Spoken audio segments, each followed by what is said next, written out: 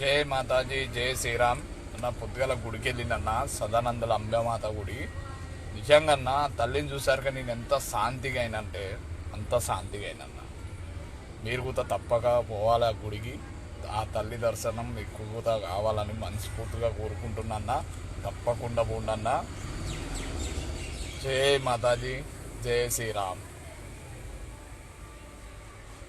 जय अम्बे माँ खेल खेल रे भवानी माँ जय जय अम्बे माँ